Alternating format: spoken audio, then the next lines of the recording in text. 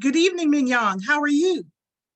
I'm doing well. How are you? I'm good, thank you very much. We are live and we're ready to rock and roll. Are you ready? I am ready. All right, very good. Welcome, everyone. Good evening, South Carolina. My name is Marilyn Hemingway, and I'm CEO and President of the Gullah Geechee Chamber of Commerce. And welcome to Power Up with Broadband. We're talking high-speed internet and rural communities. And my guest host is Mignon Clyburn. I am principal of MLC Strategies, and it is a pleasure to welcome you to this discussion on the impact of high-speed internet in rural South Carolina. Tonight, I wish to borrow a phrase from a friend, because that's what friends do. They let you borrow phrases from them. Broadband is the greatest equalizer of our time. It can level uneven playing fields, connect you with people, places, and opportunities currently out of reach, and it can open new doors when it comes to education, training, and business so that you may grow and expand your dreams. Thank you, Mignon. And according to a team that researches internet service providers and broadband availability in the United States, South Carolina ranks 31st in the nation when it comes to access to broadband. Much like other measures of opportunity, there is an unequal investment and availability of broadband in rural areas in our state. The most glaring disparities are found in underserved communities and rural communities. So tonight, we're going to have a discussion about that topic, about our state, and about broadband. The Broadband Now team states that 171,000 of our fellow citizens do not have any access to a wired broadband connection at home, and only 53.4% of South Carolinians have a low-priced option, and that is unacceptable where they live. And what do they define as affordable broadband? Internet service that costs you no more than $60 per month. If you live in Greenville, Columbia, Charleston, North Myrtle Beach, or Malden, you do not have a problem if you want to be connected to the internet. But if you are in Georgetown, the western portion of Georgetown, Williamsburg County, Holly Hill, Eastville, or the county of Allendale, your broadband options are few.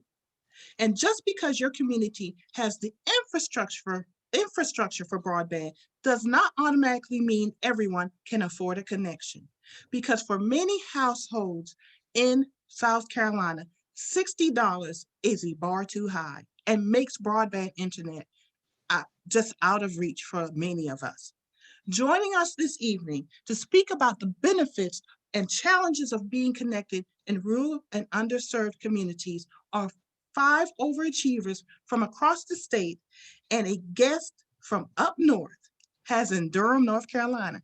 And as Mignon and I both know, that is up north. That is up north. They are not from here. So focusing on health and the difference a digital connection could mean in medical care is Dr. Thaddeus John Bell. He's a practicing physician in North Charleston. He's a 3-time world masters champion in track and field, so he's really fast, or at least he was. We'll talk about that in a minute. And he's the founding CEO of Closing the Gap in Healthcare. Dr. Bell retired from MUSC as Associate Dean of Diversity, and he's a distinguished graduate of South Carolina State University and the Medical University of South Carolina. Joining Dr. Bell is Ms. Deloris McBride, who's the Associate Professor of Business Computer Information Systems at Morris College. She will focus on the challenges of educating a workforce that is ready for the 21st century. She's a twice awarded Faculty of the Year winner, and she has been engaged in technology development training and is actively involved in developing curriculum for cybersecurity and software. In 2017, the ordained minister, so we have to behave ourselves, was selected to participate in Google's faculty and residency program. And this coming May, we will join her in celebrating because she will be bestowed, with a PhD in technology from Capital Technology University. So soon to be doctor, I'm looking forward to that. Thank you. Good to have you here, Professor McBride. And Dr. Bell, good to have you here with us also. And glad to see you. We hope you weren't having any broadband connection issues, were you? You're muted, Dr. Bell. The phrase for 2020, you're muted. You're muted. You're muted. Thank you very much. I appreciate having the opportunity to participate in the program today. Very good. Thank you. Let's move forward with introducing our other panelists. We welcome Mr. Brandon Upson. Brandon Upson of Amplify Action has successfully leveraged the internet for civic engagement and political action. The 8th generation South Carolina native who was raised in Aiken most recently was National Organizing Director and Senior Advisor for the Tom Steyer Campaign for President. Brandon is an Army combat veteran, political strategist, consultant, and motivational speaker. Welcome, Brandon. And thank you for joining us this evening. Hey, Marilyn, thank you so much for having me. It's always exciting to have you, Brandon, join us. So thank you very much. Our next panelist is Gregory Clinton. He is the co-founder of the Virtual Justice Project at North Carolina Central University School of Law. And I just recently found out that this program is the only program in the United States. So we're excited to have Mr. Clinton with us. And he told us to call him Greg. So Greg, good to have you with us today.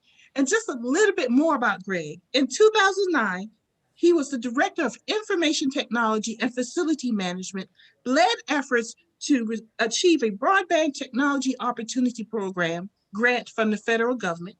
The grant allowed the law school to obtain a telepresence room, establish high-definition video conferencing locations at 26 legal aid services and minority-serving institutions, and to upgrade their broadband capacity.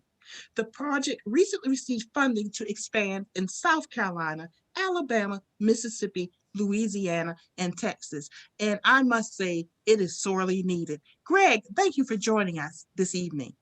Glad to be here. Very good. And last but not least, Marilyn, is Karen Alexander Banks, who we've both known since forever. She's a founding CEO of Auntie Karen Foundation and creator of a Young Entrepreneurs Conference that fosters economic self-employment and exposes and promotes youth from ages 7 to 22 to become a better them. The foundation seeks to empower, enlighten, and educate through the arts. She's a former school teacher turned artpreneur and technopreneur. She left her good paying job, as we say, at Xerox to inspire a new generation of business leaders. Welcome, everyone. So let me begin with you, Dr. Bell. You know too much about me because you used to be my doctor, but let's stick to this today and not talk about old times. I have heard it said that broadband is a social determinant of health. Now, when I asked somebody what that meant, I was instructed to take a map, highlight all of the places in the United States where there is low broadband adoption or availability, and look at those places. Look at where I just mapped out, so to speak. And what I will also see is low digital and technology tools. But if I really look hard and hold that map up, I will see huge gaps in medical care and large disparities when it comes to healthy service alternatives. Are you seeing that here in South Carolina, or have I been hanging out with the people in DC too long? Dr. Bell, what say you? Well, no, you have not been hanging out with folk in DC too long. As you are aware, South Carolina is considered a rural state. That means that by definition, we have more counties that have a rural environment than do a urban environment.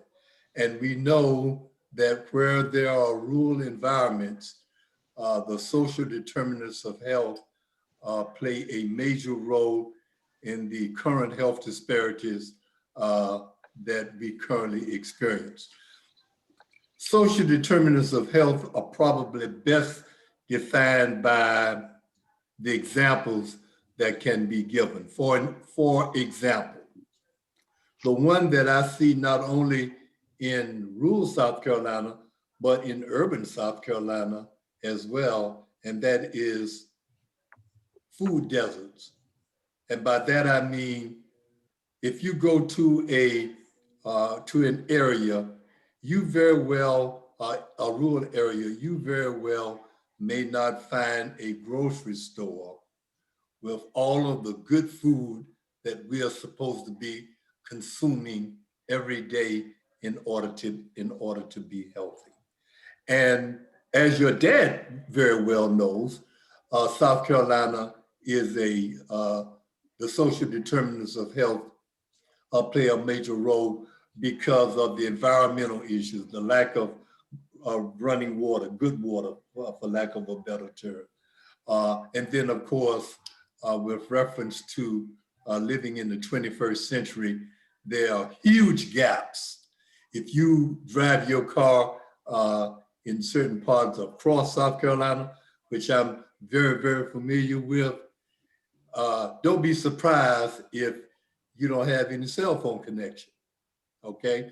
And so if you don't have any cell phone connection, that means that telemedicine may be something that you're not going to be able to take advantage of. So that's just to give you the short answer. I could go further, but I think you get the picture. Well, doctor, what you're describing seems like 20th century issues, not 21st century issues. So, exactly right. you know, I'm just wondering, so where do we go from here?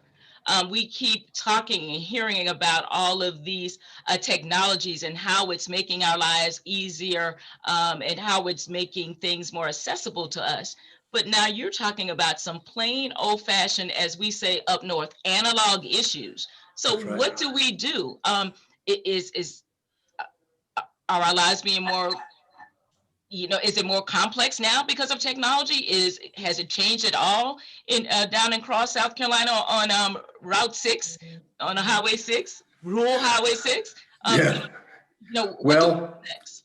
Well, what we are going to have to do, well, hopefully the current government, the Biden administration will recognize that these social determinants of health, such as what you described, infrastructure will be put into place that will help bring the people who live in those rural areas, which is mostly us, will bring us back into the 21st century. So it's the other thing that's probably as important, because the word social determinants of health is a fairly new term. We have not always recognized that where we live, where we play, where we eat, and even where we die, we have not always recognized that that plays a major role in the 10 health disparities that we currently see. If you drive up and down I-95, on either side of I-95, it's referred to as the corridor of shame, all right? And the corridor of shame is directly related to the health disparities, the socioeconomic conditions that people have to live in, directly related to the health disparities, directly related to cancer, hypertension, diabetes, and all of the other health disparities that you very, very well know about. So you're absolutely right.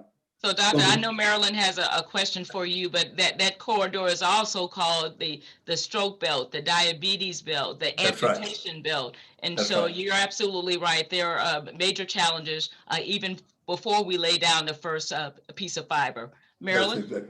Yes, speaking of the challenges faced by those not only in the stroke belt and so on, but just patients. Let's flip this a little bit, Dr. Bell. I'm a patient and I know about telehealth. What services am I given or are available out there that help me make use of telehealth? What trains me to use telehealth? So what's out there for the patient to become comfortable with using that computer? Well, there are not very many things that are good that came as a result of the pandemic. But if there's one thing that we can point to that is good, that came as a result of the pandemic, that is we have expanded our knowledge of how to use in a positive way telehealth. Now, if you connect that with people who live in the rural area, who are oftentimes elderly people, they are not technologically appropriate, for lack of a better term, technologically savvy, okay? They may not know how to use a computer. Most of them are still using a flip phone, if you know what I mean. So being able to have a telephone will, even if they can't get to the doctor, it will allow the doctor to call them and to try to make an assessment as to what's going on with them medically. And so it has its drawbacks, but it's better than nothing. So it does kind of help close the gap just a little bit. Now, you're not going to be able to do a video conference with somebody that lives in Georgetown County oftentimes, because of the technology is just not there, to make that happen on a regular basis.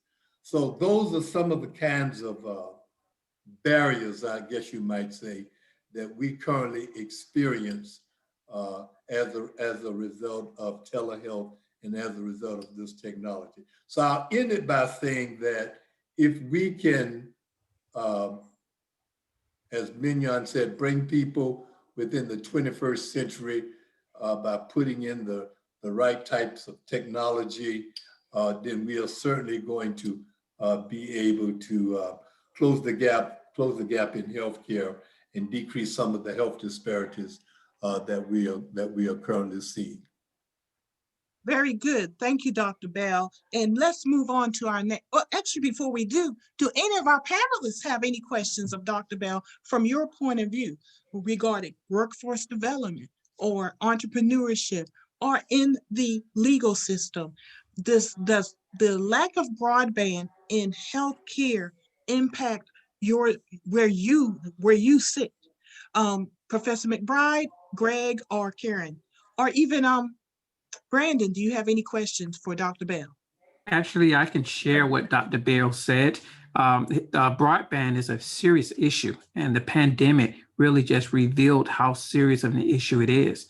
In telehealth as well as in telelaw, we have to make sure that the majority of our constituents have access to both technology as well as telehealth as well as telelaw. So, Dr. Bell, you hit the nail on the head as this is why I've been preaching for a while, but you hit the nail on the head. So I'm glad to hear that. Very good. Thank you, Greg. Brandon, you have a question. I do. And great seeing you, Dr. Bell. One of the things that I noticed in doing our advocacy work is that in areas, rural areas here in South Carolina, where there aren't a lot of access to broadband, there's also a lack of information available to folks, which leads to and impacts our education, our poverty rates, our healthcare, like you were talking about. And what other ways can we engage those folks in those areas to give them that information? Well, your question is spot on, because today I spent part of my day planning a health conference that we're going to put on Facebook, trying to address the issue of vaccine hesitancy. And we are going to try to target African-American men. But here's the difference. We are going to try to target men who come in the barbershop, men who are at a social, maybe at a economic disadvantage, who very well may not have cable TV, or very well may not have a computer, men who are out of the mainstay of communication.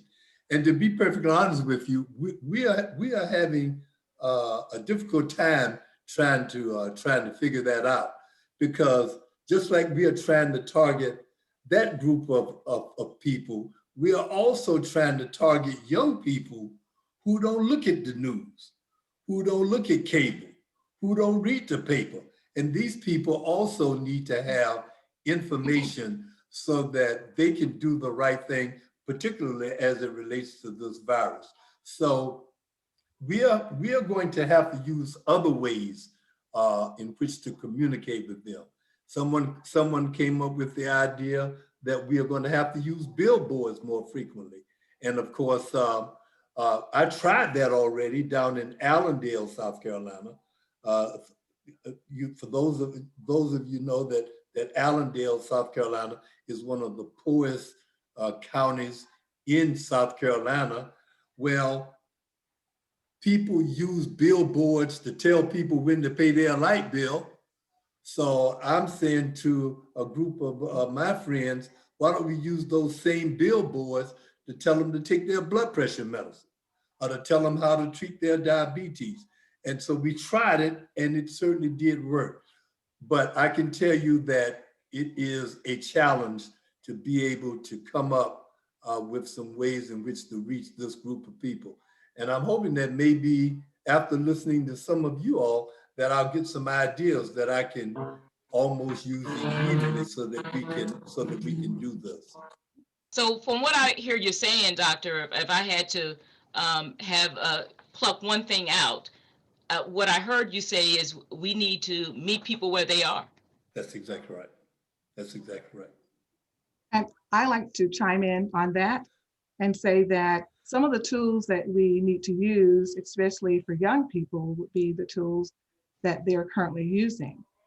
TikTok, for example, would be a good way of getting the message out. Instagram, other social media like Facebook. And so typically what's happening is that, we probably won't expect younger people to read certain billboards, but if we were to send out text messages and utilize the tools that they're actually currently using, we will find that the message can be communicated effectively.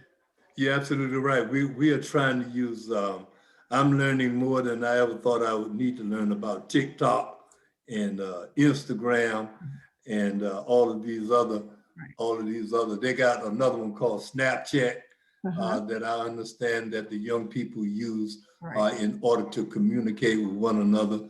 So I'm having to associate myself with younger people so that they can teach me all of these things so I can try to get the message regarding the health disparities by using those venues. So you're absolutely right. So Doc, if I see you like dancing or something on a TikTok video, that would just make my year. We heard it here first. We heard it here first. And Professor McBride, I'm glad that you jumped in there, because I certainly have a question for you and would love for you to talk about your area of expertise. And my question is, what impact does broadband or high-speed internet have regarding workforce development? Okay, it has a tremendous on workforce development, because without broadband, we would really be in a situation. So when you look at what's happening in terms of education, the school systems, we have to make sure that we have the technology available for individuals so that they can chime into it. Schools, we have to ensure that the technology is in place, and we have to ensure that individuals have been trained to use the technology in order to be able to deliver the information that needs to be delivered. And so in looking at that, we also have to ensure that curriculum have been kind of like realigned and redesigned to encourage broadband usage, and to also allow us an opportunity to prepare our students. So Professor, you talk about, you're on a campus at one of our premier colleges in South Carolina. So in my discussions as of late on one of the commission in particular that has something to do with artificial intelligence, one of the things I've been hearing, especially from the corporate types in and around the commission, is we cannot find talent. Not only can we not find talent, that there is an absence even in their space when it comes to African Americans and other persons of color inside of their places of business. So what is going on? Because here's the talk. They're talking about expanding and doing some more things with the visa in order to bring individuals internationally here, because they can't find enough homegrown talent. Right. Why is that? What is going on? And why are there so few people of color within the ranks at those companies and in tech? Okay, so a redesigning needs to take place. We can't work with a curriculum that is now 4 or 5 years old. We have to look at the literature, and we have to see what companies are expecting out of employees, and we have to do some reskilling in that sense. And so mainly what's happening with the skill gap is that we're perhaps working with, old methods of doing things, old teaching methods of theoretically teaching and presenting lectures. But what we have to do is engage the learner. And engaging the learner, we have to ensure that we involve applied learning, experiential learning. So in applying experiential learning, we have to maybe offer some apprenticeship. We have to make sure we offer internships. And these internships can't be just where students go and make copies and run errands. They have to be specific to the knowledge that they're acquiring in their classes, so that they can actually experience the learning and have that hands-on. And so what we're seeing here, because of the skill gap, is that individuals are not adequately prepared, perhaps due to outdated curricula. And we seriously have to change that. Look at what's happening, look what employees are expecting out of potential candidates, and then we have to go with that. One of the things that come to mind as well is perhaps following a pathway to certification. Oftentimes, we expect students to come, to learn the theory, and then that's it. But we have to offer a pathway for certification. So after you've learned, the theory, after you've applied the concepts, then become certified. When I look at vendor certification, these vendors are up to date, up to par with the information. And so when individuals or when we bring this into our curriculum, then we too can be scaled up. And so the focus needs to be on reskilling and also upskilling. So when we look at reskilling, we're looking at new information, new technology, like AI, for example. We need to make sure that we're including artificial intelligence into our curriculum. Because when you look at one of the 7 positions that are going to be prominent, AI is listed as one of those. And so again, look at what's happening in terms of what businesses are expecting out of us. And then we need to move forward. We need to redesign our curricula to reflect those changes so that our students can be well equipped. And so when they leave college, and I almost said Morris College, when they leave college, that they're well prepared, they're skilled, and we also need to look at some other things that businesses are looking for. They're looking for individuals who can communicate verbally, and individuals who can write, individuals who have good listening skills. So we have to look at how these things are basically impacting our students, and we have to ensure that we have models set in place and that we have assignments and we have projects assigned so that they can get this experience. And of course, in looking at the skill gap again, we have to make sure that we have a prepared product. And with that prepared product, they can walk in any door and assume almost any entry-level position. But curricula has to change. So I'm gonna get you in trouble, Professor. So be careful how you answer this question. You ready? I hope Are our HBCUs stepping up to the plate when it comes to the curriculum, when it comes to preparing? Again, I heard what you said. Are we getting the message? I believe we are. On the positive side, I believe we're open to change. At the same time, I believe we need to go back and do some revamping. As I said, if the curriculum is 4 years old, there have been some new changes. You look at DIOP, for example, you look at, quite a bit of positions that will be available for students who are majoring in computer science, for example. So I believe HBCUs can do a little bit better than what we are doing. And not to say that we are totally off, but we can certainly improve. A study that was done recently involved 32 HBCUs, and we took a look at the curriculum and tried to measure it up to cybersecurity, for example.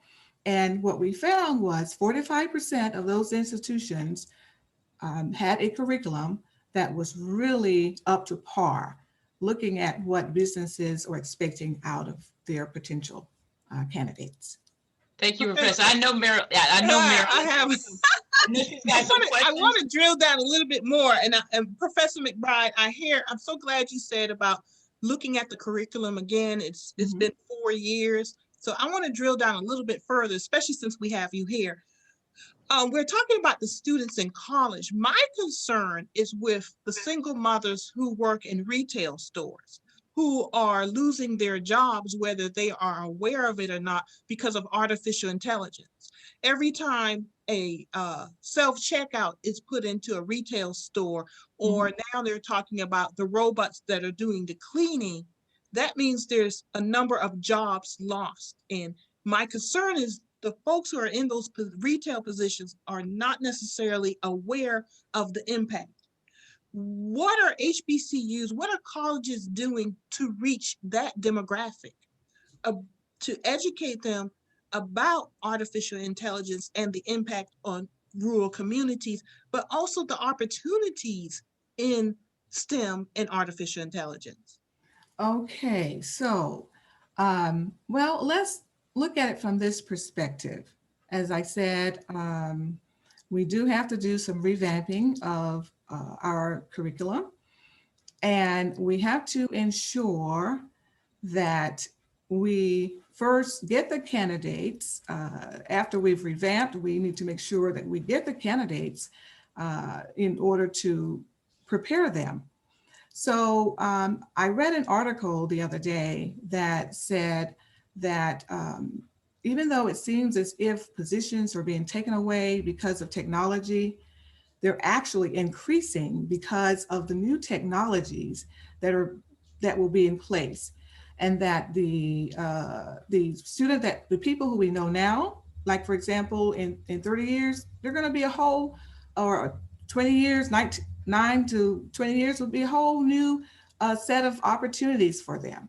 And so we can't just limit ourselves on wasted knowledge or wasted time. But what we have to do, we have to make sure that we redesign and redevelop our curricula so that it can be an opportunity for anyone to come. And so that redesigning needs to take place, quite often.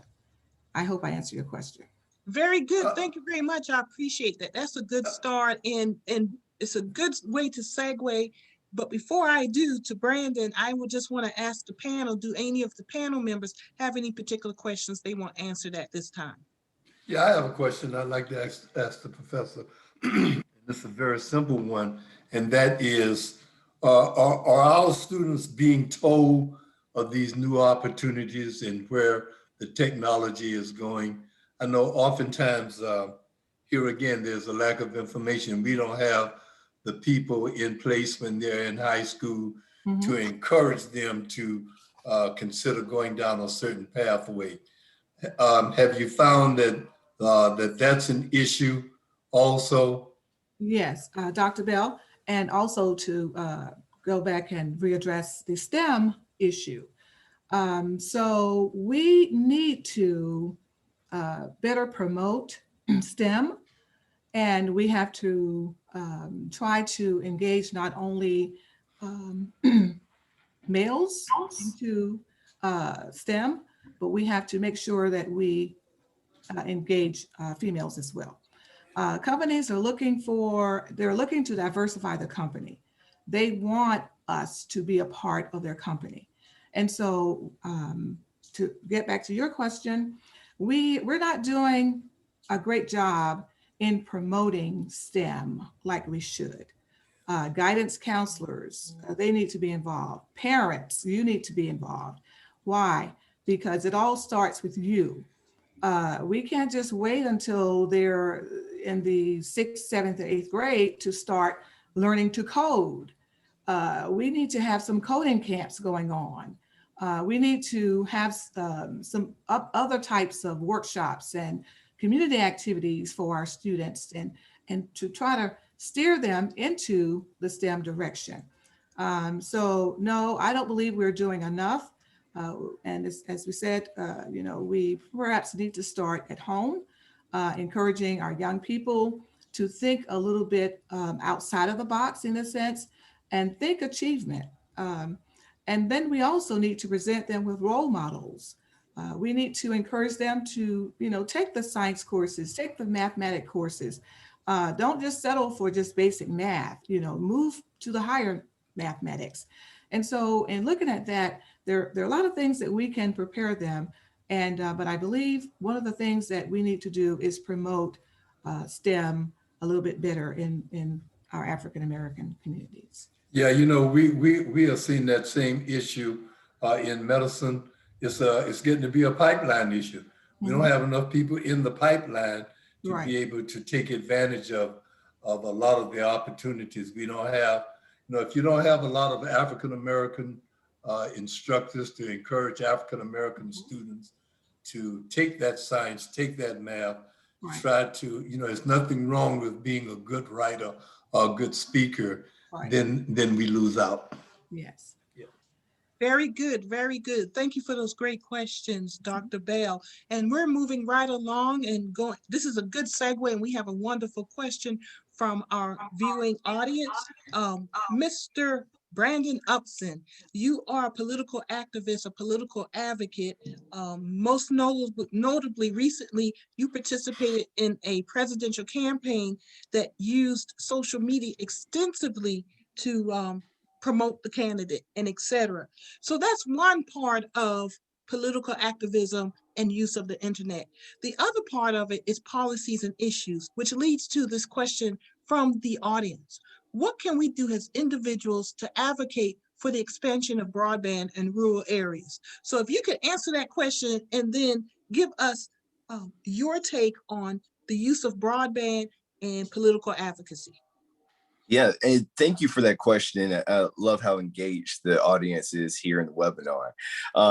So when it comes to advocacy, a key part of advocacy is information. How do we educate, inform, empower, and mobilize people behind an issue to seek a solution? That's all advocacy is, right? So when we talk about broadband and expanding broadband access to our rural communities, one of the things that we can start with is sharing that information with our community members. You can start with your neighborhood. You can start in your church or your social group to start mobilizing them around that issue. And then reach out to your local elected officials. I remember that there was a petition going around, I believe back in 2012, when there was an issue with broadband and internet being regulated. And we were, yeah, we sent a letter to Miss Clyburn. But that kind of came full circle here. But I was in Charleston at the time, at the College of Charleston, and we got our city council members to sign our letter. We got members of the state legislature to sign the letter, but we had, you know, support on a petition from students and local community members to push the issue and make sure that our position was heard. And that can be done in the most rural and the smallest communities, because when you're speaking alone, you're speaking alone. But when you are together with a group of people, your voices become amplified. And that's how we move the conversation forward. Very good. Very good. Thank you. Thank you, Brandon. What are real world broadband solutions that are accessible to grassroots organizations? What I know, and you know, but what can we share to our listening audience, someone who's out there working in the grassroots, what's available to them to share their mission and make the advocacy work? You know, I remember coming up and hearing that the revolution will be televised. And in today's society, the revolution will be tweeted, posted, liked, shared, and retweeted, right? And you might see a TikTok dance about it. But in today, in organizing today, the tools that we have at our best disposal is our cell phones, right? There's a lot of platforms out there being used to connect with folks in the most personal ways. We've been, my generation, and especially the generation after me, you know, I'm just turning 35 here, so I'm still a millennial. But what we found in doing the work with Amplify Action was that when we targeted folks to register to vote, we found a 3-to-1 ratio between urban and rural communities actually converting over into registering to vote. Then when we put those dots on the map, we saw that the dots of the least amount of conversion came from those rural parts of South Carolina where there were big gaps in broadband.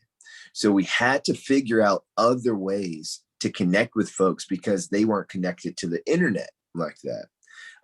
So one, we had to put boots on the ground. That was a big way to do it. And then what helped us a lot was radio, surprisingly.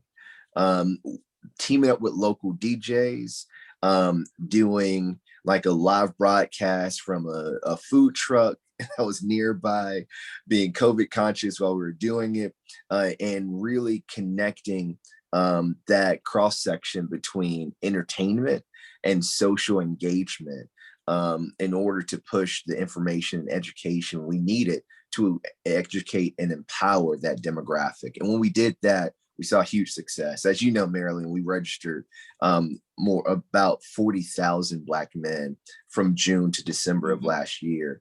And this year, we're already on track to do that, but before the summer. So we're getting our stride there. But those tools, just think about being creative. How can we marry the things that interest our target market with the tools that we have available? I think the mistake that many people make is they think the internet broadband is a replacement rather than another tool in your arsenal. So I'm happy to hear you say tools, use that word. And I think once we educate folks that it's another tool in your arsenal to help you with your mission, to help you with your advocacy, then they will understand how it works, as you say, with the radio, with the door-to-door, with the phone banks and all the other tools available to you.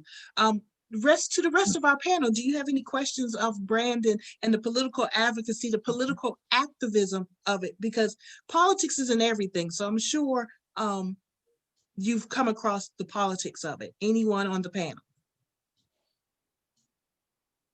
Brenda, are you using any artists in your mission? For example, singers, songwriters, visual artists?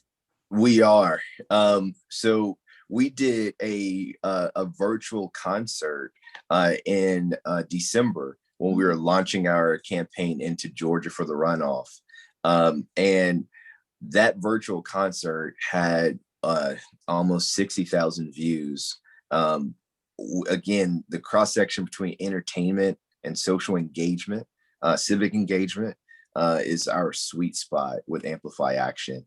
So partnering with artists, and now we're working on visual artists, not just music, to engage folks. But one of the biggest things that helped us, if you look at my sleeve, we have this QR code here. We put this on all of our merchandise so that we could engage folks and register people without touching them. But we had to be creative. And that idea came from an artist who's working with us to Well, I'm going to do a design. shameless plug. I have a whole roster of artists. So let's get together. I'm all about collaboration. Yes. That's what it's about. That's what it's about. I love the creativity. All right, very good. Mignon, I know you have some remarks, questions, and moving us right along. Oh, of course, I love connections are being made tonight. So I want to reconnect with Greg. Greg, we met a few years ago, and you mentioned this platform that I just could never envision. You call it the Virtual Law Project. And what you can say it best, but when I think about it, I think about this transformation when it comes to access to legal services to those of us who are not familiar, who cannot afford. Sometimes a lawyer is a dream. A good lawyer is a dream. Good legal advice is not even attainable. But you built this platform and you got federal money to do it, which is very unusual. Why? What was missing in our universe that propelled you, that pushed you to take this leap? What were you trying to fix? Well, that's a good question, and thanks for allowing me to be here tonight. My son and we talk philosophically, and he always says that when it's time for you to do something, the world realigns itself for you to make it happen. So in my case, when I started here at NCCU School of Law, we're an HBCU law school, one of 6 HBCU law schools in the country. And our technology was probably one of the worst in the country. So at the time, distance education in the asynchronous mode was occurring. What traditionally we've done at NCCU is we had clinical legal education programs long before law schools were doing that across the country. So we had to make sure our graduates were practice ready from day one. So we've had a good relationship with legal aid with spreading information about your rights in certain areas of the law, as well as we had a platform for our students to practice under supervision of an attorney in their third year of law school. So at the time, we had one of the best clinical programs, and then we had built a great technology program. And we decided that there's no law school in the virtual space for legal education and services. So we decided to merge the two concepts together, our clinical legal education and our technology, to create the Virtual Justice Project. And the Virtual Justice Project was designed to do 3 things. One, to create informational sessions called the Know Your Rights series on information about certain aspects of law, so people would know what they don't know and they can determine if they need a lawyer or if they can do self-advocacy. The second issue was that, like Dr. Bell was saying earlier, having a pipeline of students coming to law school. The first round of defense in any justice matter is having a good lawyer. So if we don't have a good pipeline of students coming to law school, then you're not going to have good advocates. So we created 2 virtual pre-law courses to strengthen students coming to law school. Now, we were thinking about this in 2009, 2010, long before Zoom existed. So we were ahead of this concept. And then the third thing was that there's no other law school at the time that was doing synchronous distance education using telepresence and HD video conferencing. Okay, so what was that? So there's no law school using synchronous distance education, which means what we're doing now. Talking interactively. The way you were able to talk to me just now, Mignon, and ask a question interactively, That was not occurring in 2010. So we decided that we wanted to be on the forefront of that. And we use telepresence, which mimics the what we see now in a larger scale, which are a lot more expensive than what Zoom has come to be over the years. We looked at Zoom in 2012 when it first came out and realized it wasn't a good product for us. But we looked at it again in 2015 and said it was a better product because it morphed into that. Technology is always continuing to create opportunities. Now, where we are now is that the Obama administration, when they were in place with the BTOP grant, the Broadband Technology Program, they were able to put in broadband infrastructure all over the country, but they did not do last mile. So one of the issues that we have now is last mile access in rural areas and in some other areas. So this coming administration, I'm hoping will do more last mile project, and hopefully we'll get to the point where we have fiber to the home. Because when we get to fiber to the home, then it's a game changer for everybody. So what we want to do is be the law school of the future. And because we knew that when we look at the criminal justice system, you see how many people of color are affected by that. And when we looked at how many attorneys of color there are in the United States, at one point we had over 1 million attorneys in the United States, but less than 5% of them were people of color. We have to do something about that, as well as we have to help people to understand what their rights are in certain aspects of the law. So you'll know what to do if you're stopped by police and who to call.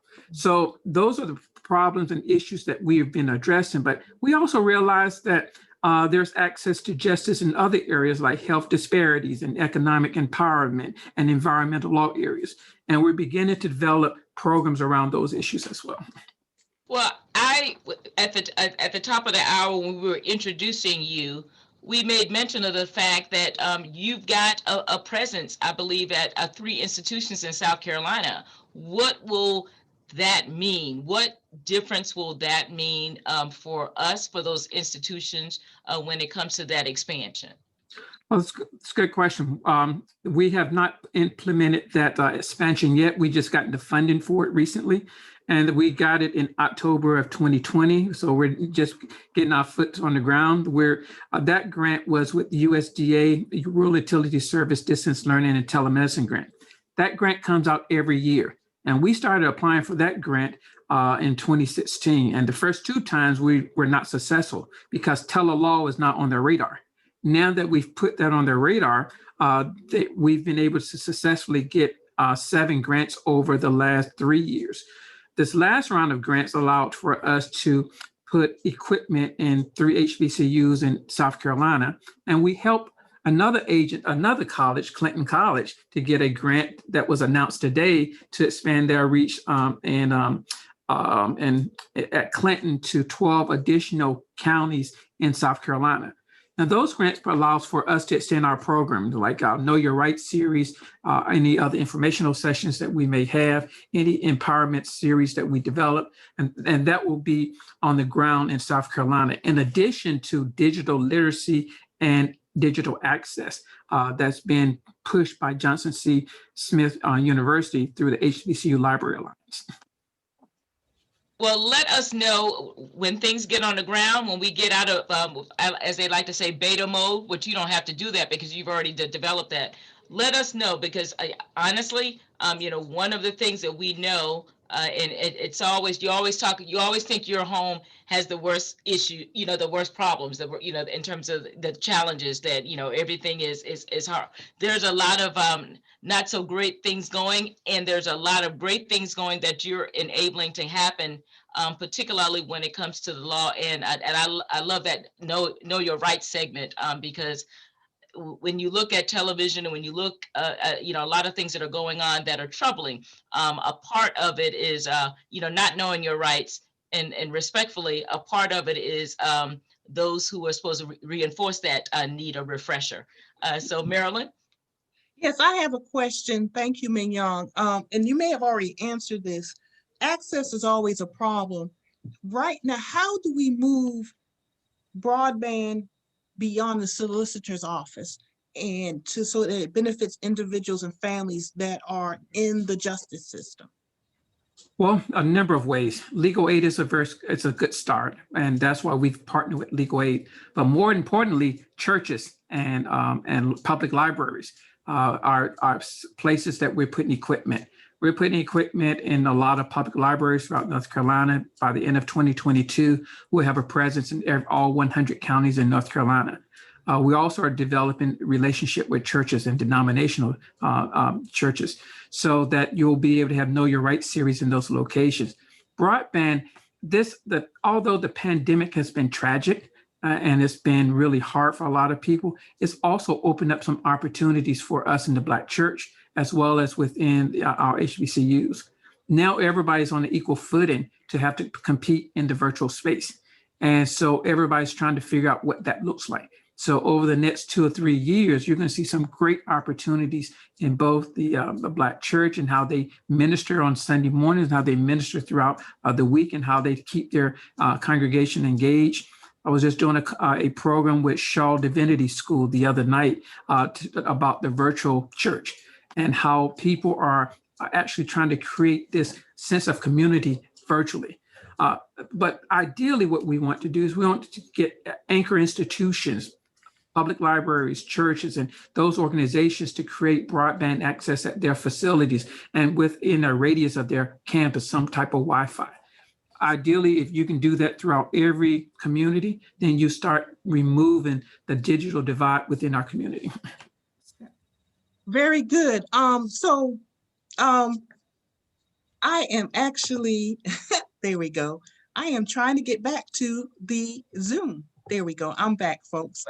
Thank you very much. Having little technical difficulties right there. Any of our panelists, do we have any questions for Greg? Okay, if not, we're going to move on to Karen Alexander Banks. Thank you, Greg, for that wonderful information. Thank you, Greg. All right. Congratulations. Yeah, thank you. Yeah. Thank you, Karen. So Karen, you have a PowerPoint presentation that I am excited to provide for our folks. And while we introduce you, and can you tell us a little bit about what you do while I open the PowerPoint slide, and then we get rolling with that. And of course, please share your questions with us. And Karen, can you tell us a little bit about Auntie Karen Foundation? Sure, it's a part of the PowerPoint, but I'll definitely go ahead and share that with you. I wanted to piggyback on something that Dr. Bell said earlier, and I believe it was Deloris. And you guys talked about STEAM or STEM. STEM is now STEAM, and we focus on the arts. And one of the things that we take pride in is I have 15 original cartoon characters, and I have one that's an overweight purple Jamaican yam.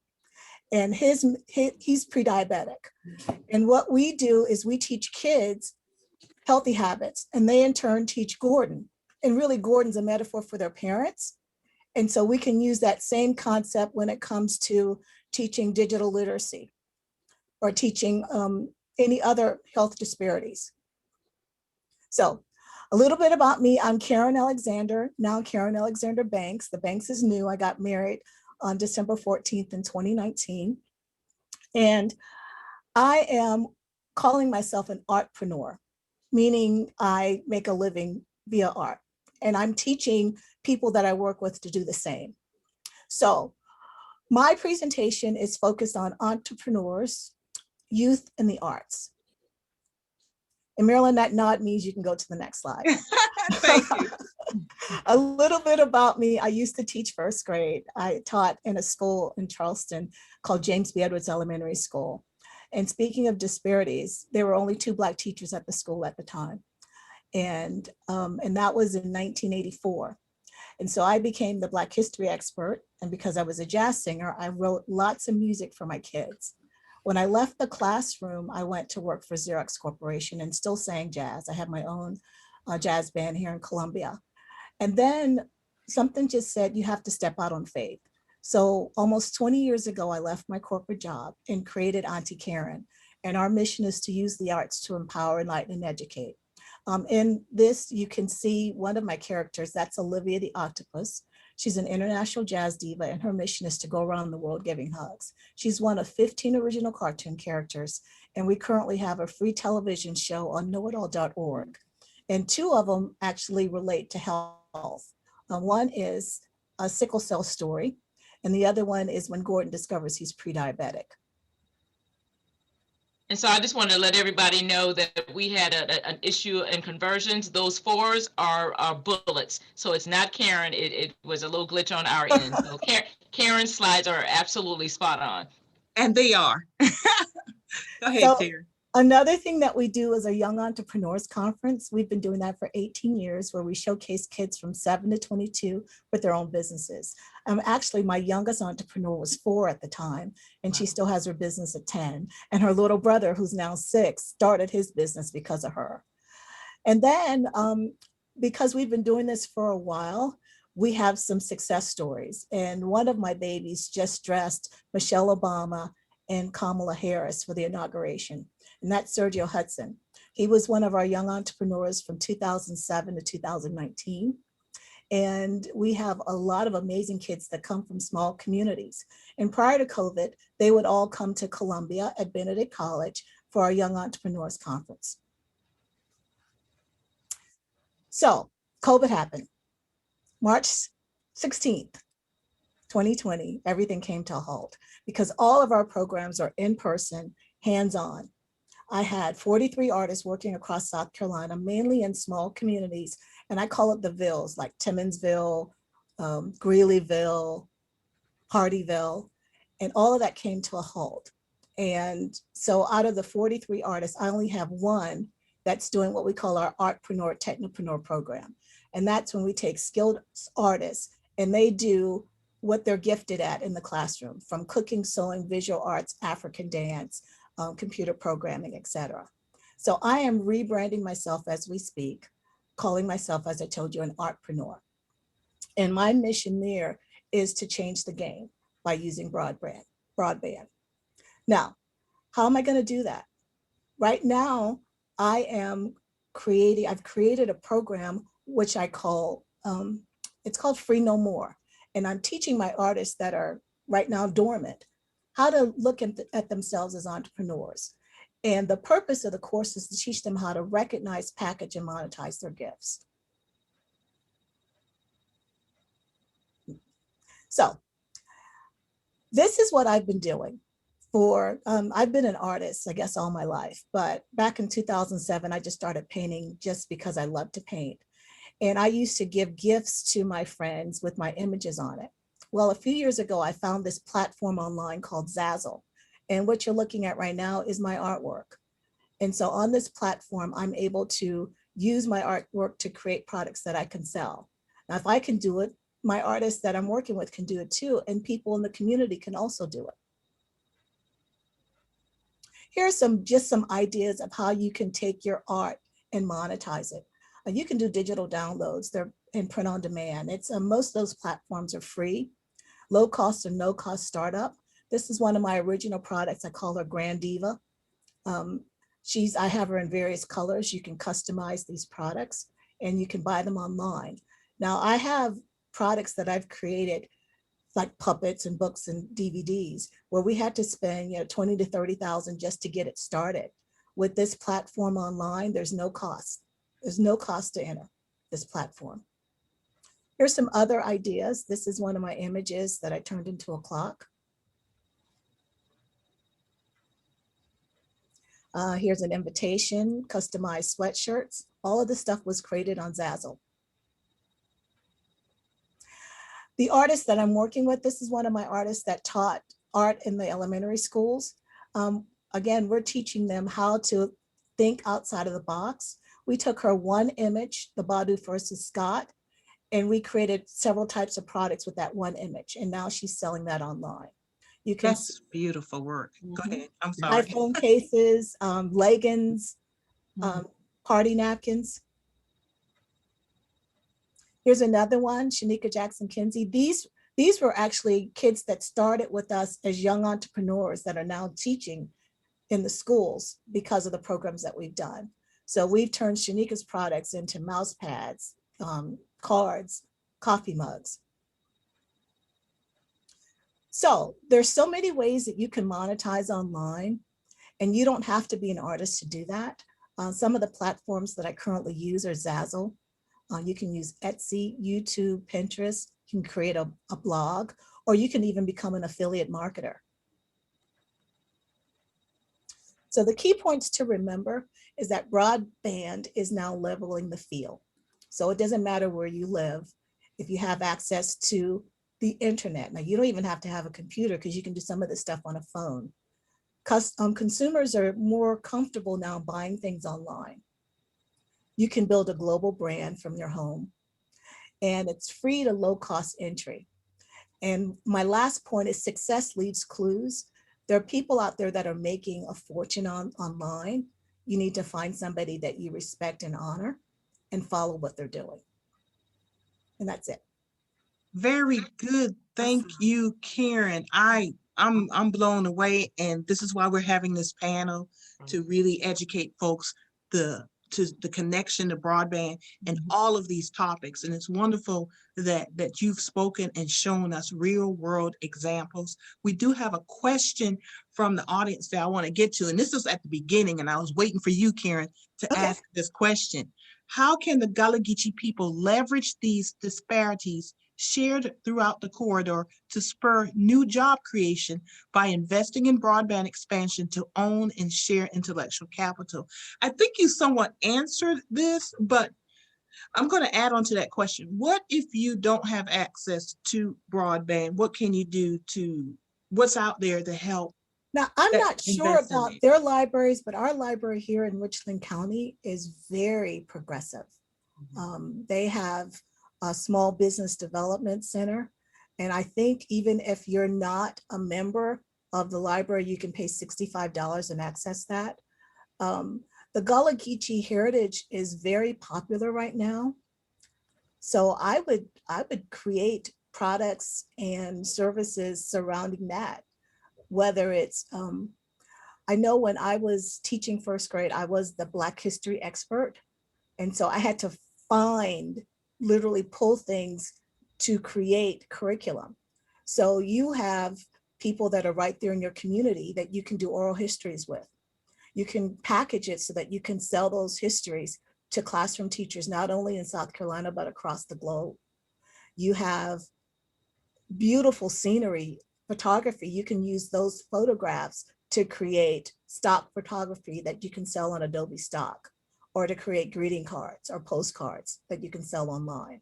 So there's a number of things that you can do. Just think outside of the box, and also connect with your local artist, because there's a lot of creativity going on in my small little group of 5 artists that I'm teaching right now. Thank you, Karen, for bringing that up, because one of the things we're doing with the Gullah Geechee Chamber of Commerce is exactly what you're talking about. And what we're emphasizing, because of the culture, is authenticity and our connection to the land and water. So as you bring up those pictures that you can take of the natural environment, our historical sites, that fits right into what you're saying.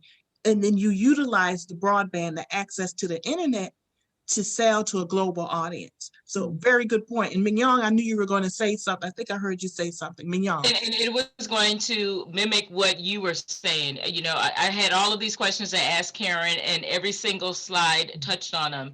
But, you know, again, we began by talking about meeting people where they are. And sometimes where you are is inspiring.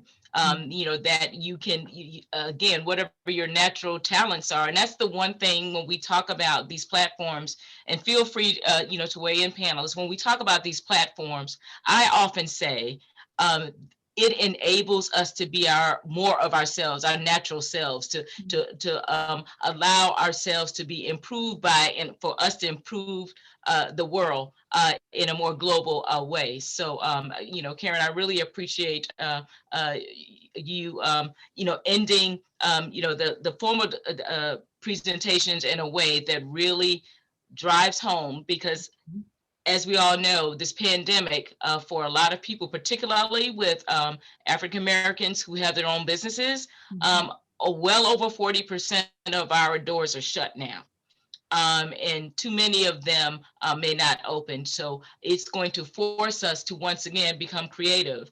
But if there's connectivity, and luckily there's more attention being paid to this, if there's connectivity in your backyard, then you have an opportunity, if your business does not open, to retool, as the professor says, to stay healthy, as a doctor mentioned, to know your rights, as Greg mentioned, and to amplify your voices. Got it? Amplify.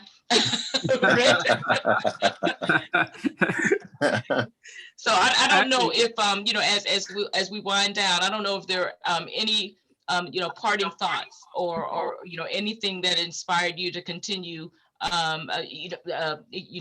with this theme. Is there anything left unsaid, panelists, that would be for me? I would just challenge people to recognize your gift. Sometimes when it comes easy for you, you don't see how much of a treasure it is. And then you wait for somebody on the outside to come and validate it. But I would encourage you to recognize it right now and to figure out how can you monetize what you currently have. I agree. And Karen, that was great presentation. In fact, while you were doing that, I was thinking, I have these items been trademarked, copyrighted, and IP protected? Yes. Yes. and I Yes. was saying that. And The I was free no saying, more is in the process of being trademarked, but all the products, all the characters, the Auntie Karen name, yes. and, But we can definitely partner up on that too. So, because we run a trademark clinic in partnership with Southern University Law Center at Baton Rouge. And since a trademark is a federal issue, they can help with any of your clients. I was glad to see how you can just take any item, any art item, and create a product from it. And that's just awesome. And that's what we do. We, as a group of people, we have to figure out how to monetize what we do naturally, and to build a living or create a living for ourselves and our families. In fact, people think that I love computers. I just kind of fell into it by going to church. One Sunday I went to church, and a guy knew I had gone to business school. He knew what skills I should have had, and said, "Can you automate this church?" And I said, "Sure," knowing that I couldn't. But I figured it out. And once I figured it out, over the last 30 years, I've gotten really good at it. So we have to create opportunities for people within our communities. And Greg, I'm glad you said that, Greg, because we need to demystify what STEM and STEAM, what that means. We sometimes think it's out of reach. You fell in it and learned it. You learned it as an adult. You weren't 2 years old. Because it's like they come out the womb, ready to text. And so, but you, I'm assuming you were above 3 when you. I was. And I think I was cutting you off, Karen. I'm sorry. I was just saying, I would love to see how I can connect you with my artist community, because we need, as a community, we need help with that. Yeah. And the same here, Greg, with the Gallagher Chamber of Commerce, because that's part of the educational arc that we have in our community, is what Karen was saying. And I use the word ownership, but I also talk to folks about trademarks and copywriting. That is so crucial to monetize and give ownership of what we have, and continuing generating funds for us. And that's a huge deficit within the community, because I think people tend to be intimidated. They hear it, but just don't cross that barrier to get the knowledge that they need. So I definitely want to talk to you, because we have plenty of opportunities for NCCU down here in the Gallagher corridor. Plenty. So Greg, while I support you, I'm going to try to stay as far away from the clinic as possible. You know what I mean? So Brandon, as we wrap up. Yeah, I just want folks to take in what's happening right now. I truly believe in collaboration, and that is the way that we build. And we can't achieve everything that we're talking about today unless we start to work together. And all these cross conversations and collaborative opportunities is what I believe is going to shape the future for our generation and our children's generation.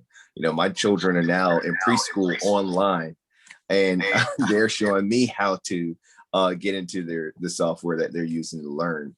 And each one teach one. We just keep passing it forward, and before we know it, we're exactly where we need to be and want to be. Thank you, Professor.